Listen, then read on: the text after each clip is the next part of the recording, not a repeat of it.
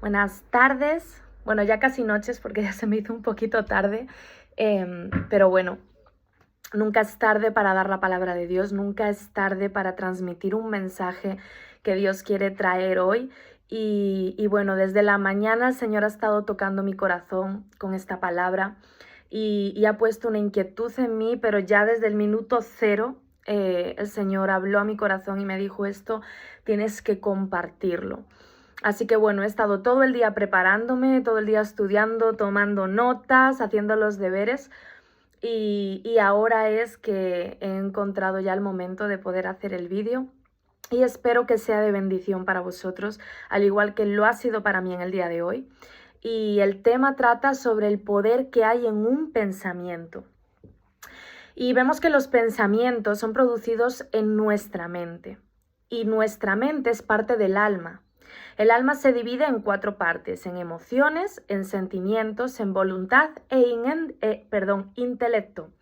Dentro del intelecto tenemos la memoria también. Y todos batallamos con la mente desde que nos levantamos. Yo no sé vosotros, pero yo desde que me suena la alarma ya estoy. Me levanto, no me levanto, levanto a la niña para ir al cole, hoy no la llevo, hoy voy a trabajar, no me apetece trabajar. Ya desde primera hora que suena nuestro despertador, yo creo que todos tenemos como una batalla ya en nuestra mente con nuestros pensamientos. Y hoy en día hay una de las corrientes que son más grandes que hay en este tiempo, que es el poder del pensamiento. Y es una corriente que, bueno, está manipulada por el enemigo y que viene siendo un poco la filosofía de que todo lo que pienses y todo lo que tú con tu mente atraigas a tu vida, eso va a ser. Y no es así del todo. Hoy en día tenemos muchas personas que todos los días se levantan y se ponen su tiempo de meditación para atraer cosas positivas a su vida, ¿verdad? Y esto no funciona así.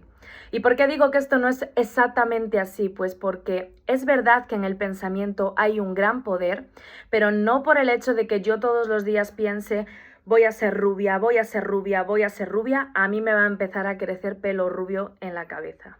No es así. Pero sí es verdad que la mente puede provocar pues otras cosas en nosotros y eso es lo que quiero ver hoy con vosotros con unos ejemplos muy claros, no son para nada retorcidos ni rebuscados, son ejemplos muy claros que hay en nuestro día a día, pues en el tiempo de hoy, ¿verdad?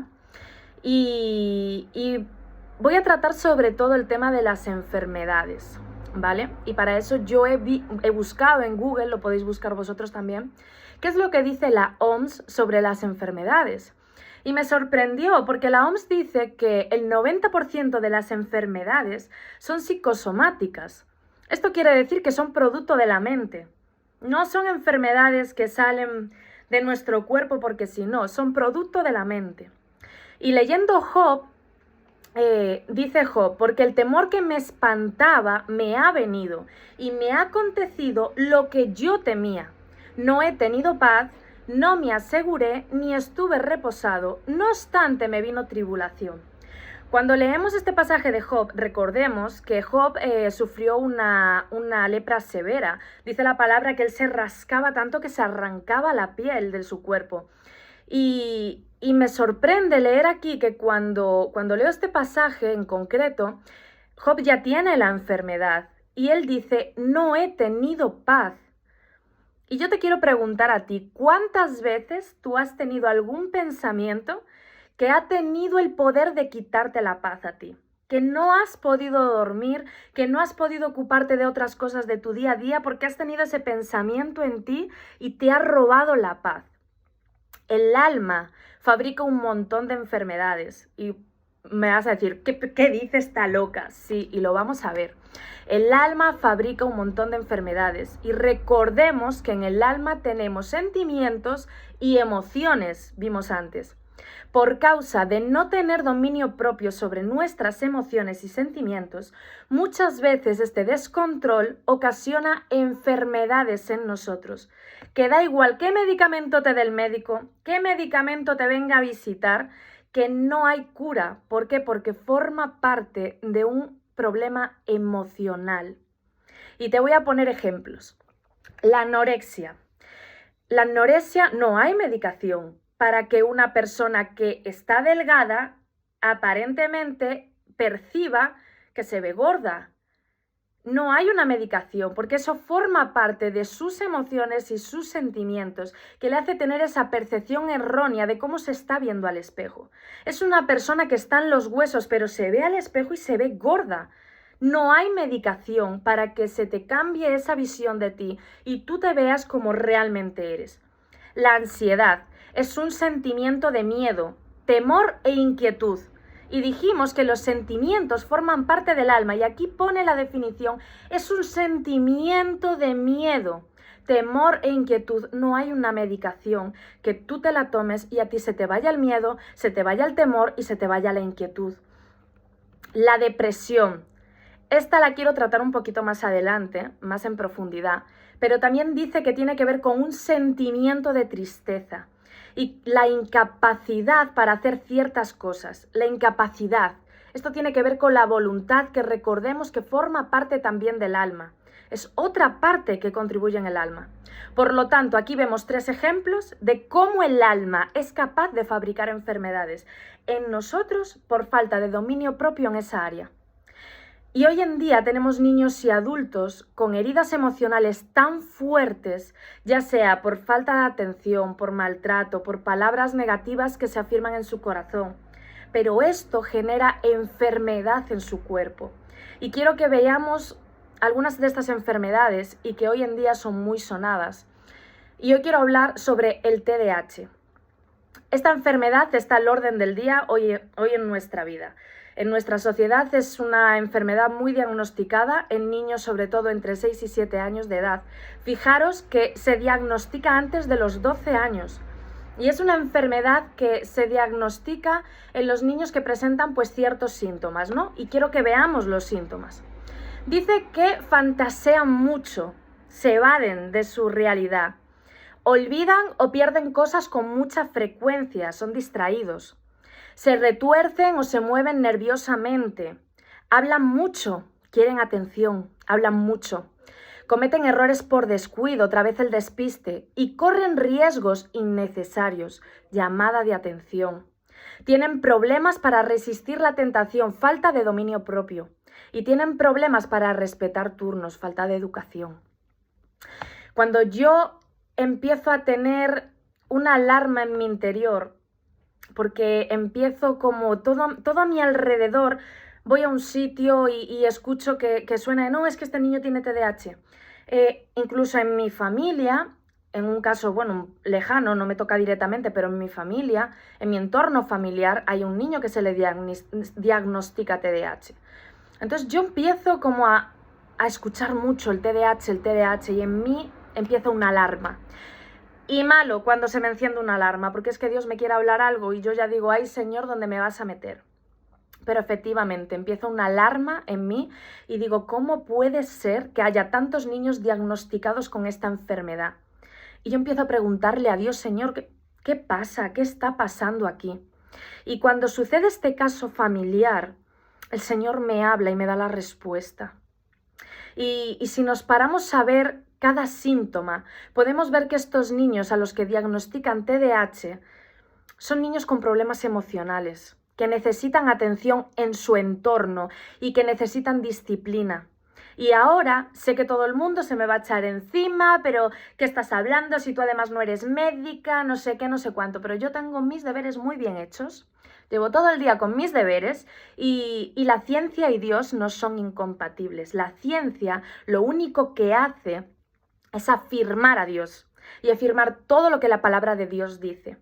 Entonces, ¿por qué digo que son niños con problemas emocionales y con falta de disciplina? Aparte de por los síntomas que hemos visto. He estado investigando y uno de los tratamientos que incluyen con la medicación que dan a estos niños, porque los medican, ¿vale? Una de los tratamientos que dan aparte de la medicación es terapia conductual, es decir, terapia de conducta.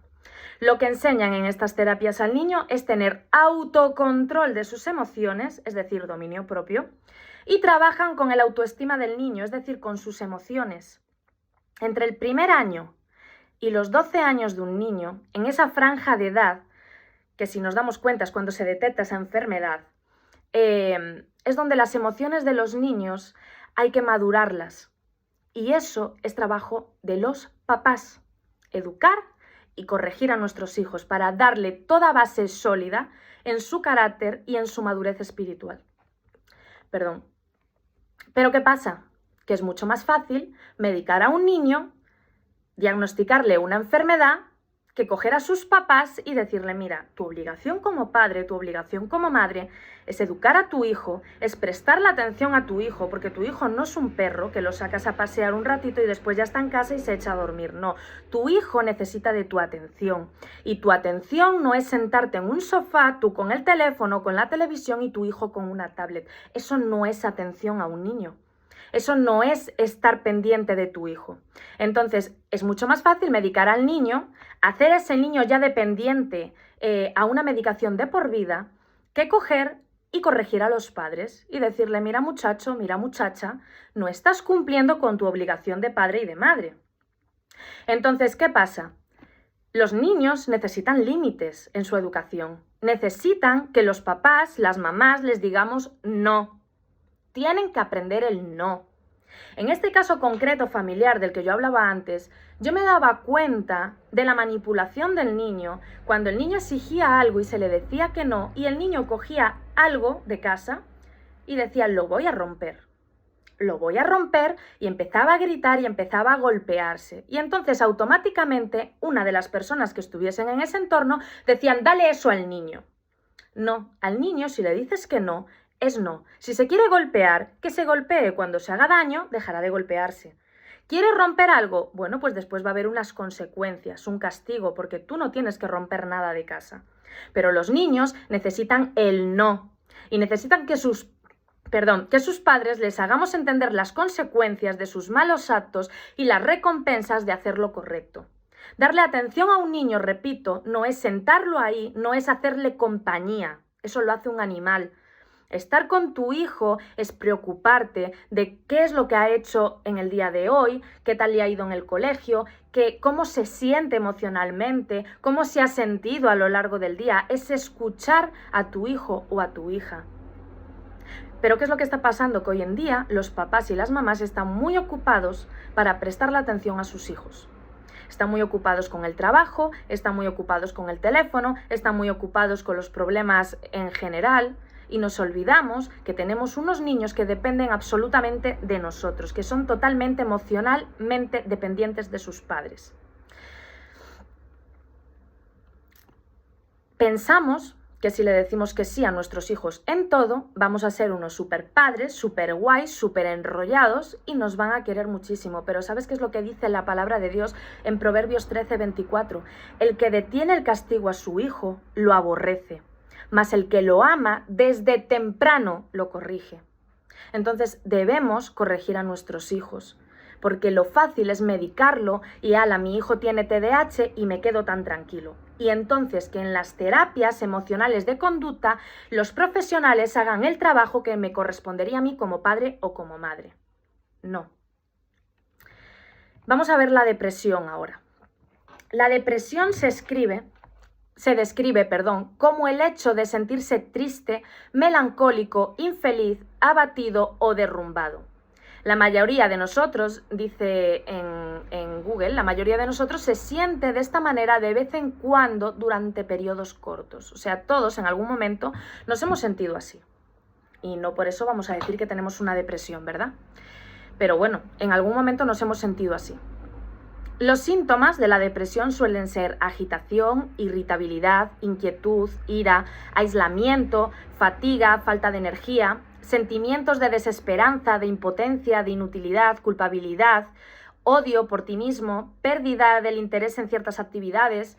Tenemos cambios en el apetito, pensamientos de muerte o de suicidio, problemas de concentración, problemas para conciliar el sueño. Las causas de la depresión son a menudo desencadenadas por un hecho estresante o infeliz en la vida. Por lo tanto, estamos viendo que de nuevo aquí todo tiene que ver con heridas en el alma, con sentimientos descontrolados que hay en nosotros.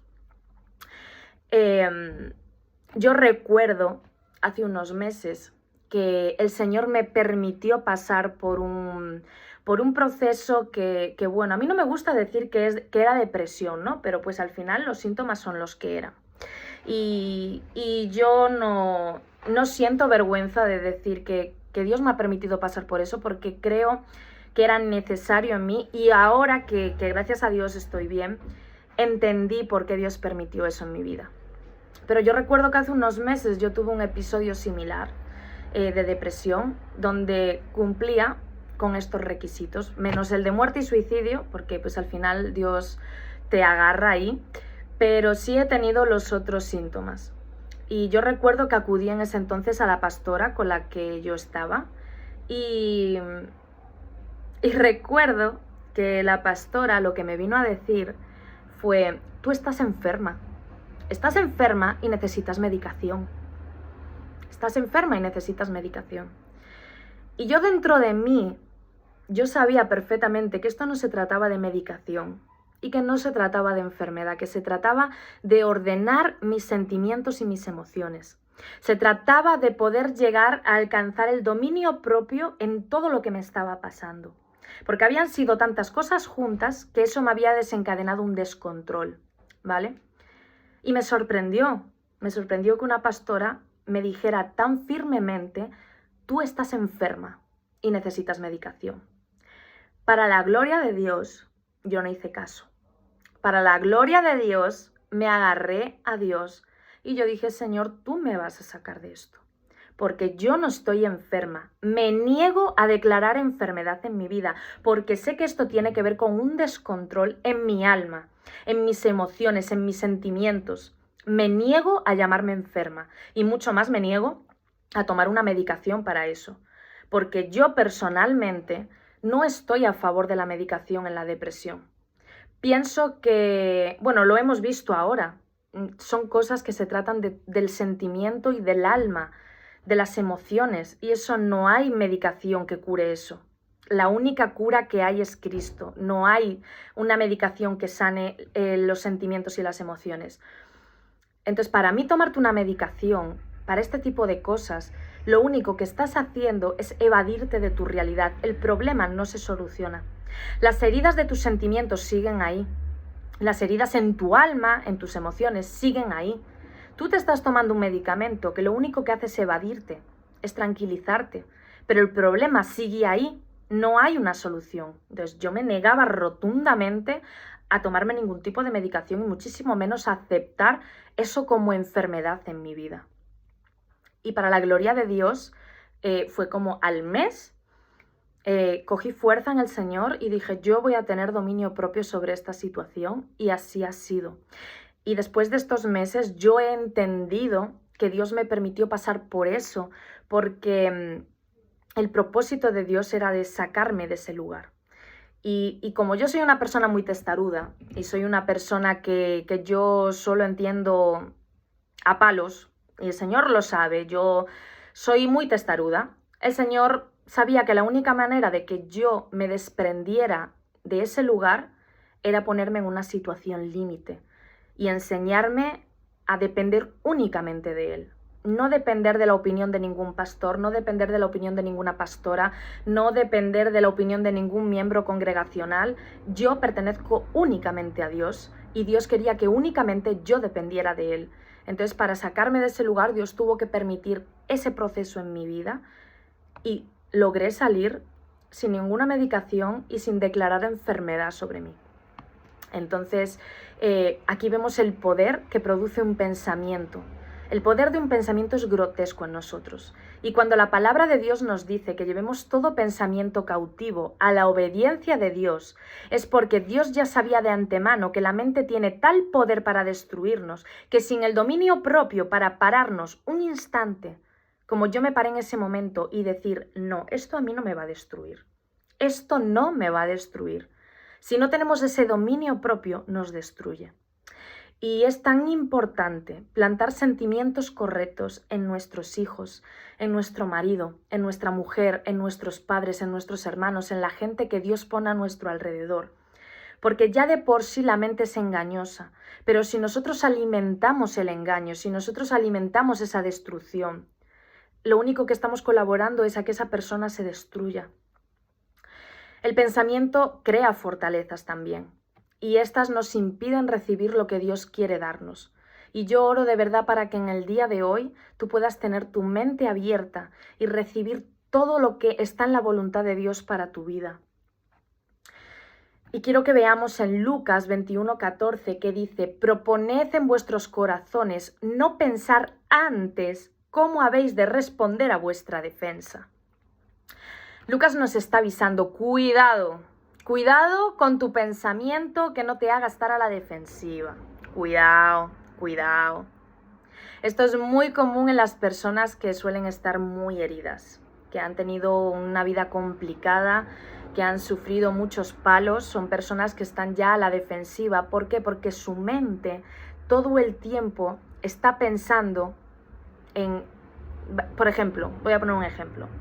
Tengo una cita en el médico y sé que llego tarde. Entonces yo ya por el camino estoy pensando, como me pregunte que por qué llego tarde, es que ya le voy a decir que a ver si ellos son muy puntuales atendiéndome, porque otras veces yo vengo aquí puntual y estoy aquí una hora esperando, así que más le vale a la médica no decirme nada por llegar tarde. No preparéis la defensa antes en vuestro pensamiento, porque tú te estás envenenando a medida que estás yendo hacia el destino. Y después llegas allí y la médica te dice: hombre, llegas tarde, pero bueno, pasa. No te está atacando, está haciendo un comentario. Y tú ya dices: mira, porque a ver si vosotros atendéis muy puntual. ¿Acaso vosotros atendéis a la hora? Atendéis cuando os da la gana. ¿Verdad? Suele pasar. Yo reconozco que ha habido momentos en los que he estado así, ¿eh? Y para mí este versículo ha sido todo un descubrimiento hoy, porque nunca lo vi de esa manera. Entonces, bueno, al final la palabra de Dios está viva y cada vez que la leemos te habla cosas nuevas. En Proverbios 23:7 nos dice: porque cuál es su pensamiento, es su corazón en él. El que piensa en inseguridad es inseguro. El que piensa en el miedo es miedoso. El que piensa en el fracaso es fracasado. El que piensa que todo le va a ir mal en la vida, todo le va a ir mal. Pero ¿qué pasa si piensas que Dios está contigo y que todo va a salir bien? El enemigo te tiene miedo. Si tú eres de ese pensamiento, el enemigo te tiene miedo, porque el enemigo corre de todo aquel que tenga una mente sana, que sea una persona con determinación, que sea una persona con una integridad en Cristo y una identidad en Cristo. El enemigo corre, porque dice: yo a este no tengo por dónde entrarle. Y ya para terminar, quiero que veamos el síndrome del pensamiento acelerado. La taquipsiquía, creo que se dice así, es cuando tu pensamiento va a 1000. Esto nos pasa mucho a las mujeres. Los hombres sufren más del síndrome del espacio vacío, no se preocupan por nada. No, mentira, pero bueno, es verdad que esto suele pasar más en las mujeres. Las mujeres somos como más preocupadas de todo, queremos que todo esté perfecto, queremos que todo salga bien, y el hombre es como, bueno, más despreocupado. Yo siempre digo a mi marido: yo no sé cómo tú eres capaz de coger el sueño con los problemas que tenemos. Y mi marido: no los voy a solucionar ahora. Y tiene razón, porque esto es un problema, el tener este síndrome, porque tu mente nunca está callada. Y cuando tú, por ejemplo, quieres orar, esto te va a impedir conectarte con Dios. Porque mientras tú vas a intentar orar, tu mente va a estar: ¿por qué tal? ¿Por qué no sé qué? ¿Por qué tengo que ir a hacer tal? ¿Por qué tengo que comprar? Ay, no tengo yogures en la nevera, ¿por qué no sé qué? ¿Por qué no sé cuánto? Y el no tener tu mente callada no va a dejar que tu conversación con tu Padre Celestial fluya. Por eso Dios nos dice en su palabra: no os afanéis por el día de mañana, porque ya el día de mañana tiene su afán. No hay yogures en la nevera y no tengo dinero para comprarlos. No te afanes. Mañana vemos si consigues dinero, si te llaman para trabajar, si tu marido puede traer algo del trabajo, si Dios mueve el corazón de una persona y te traen los yogures a casa. No te afanes, porque no vas a solucionar nada en ese mismo momento no lo vas a solucionar. Y lo único que vas a provocar es que tu pensamiento esté en constante movimiento, se te quiten las ganas de comer, se te quiten las ganas de dormir, o comas en exceso porque tienes ansiedad, estés irritable, estés irascible, y eso provoca la destrucción de tu entorno. Porque si tú estás irascible, si tú estás irritada, si tienes enfado, si tienes ira, y viene tu niño pequeño a lo mejor y tiene un día complicado y entra en un berrinche, tú vas a pagar eso con tu hijo. Y estás al final moviendo la destrucción en tu hogar. Por eso que yo oro hoy para que este mensaje Dios lo deposite en ti como lo ha depositado en mí y que podamos juntos alcanzar este dominio propio en nuestra mente y llevar todo pensamiento cautivo, como dice la palabra de Dios, de todo lo que no viene de parte de Dios para nuestra vida, llevarlo cautivo a los pies de Cristo y decir, mira Señor, yo solo quiero tu voluntad para mi vida. Enséñame, Señor, a estar tranquila, dame esa paz que el mundo no la da, esa paz que nadie comprende, que puedo estar sobre fuego y ni moverme. Yo oro para que podamos alcanzar ese dominio propio y podamos alcanzar todo lo que Dios tiene para nuestra vida. Así que bueno, os dejo este mensaje y que Dios os bendiga.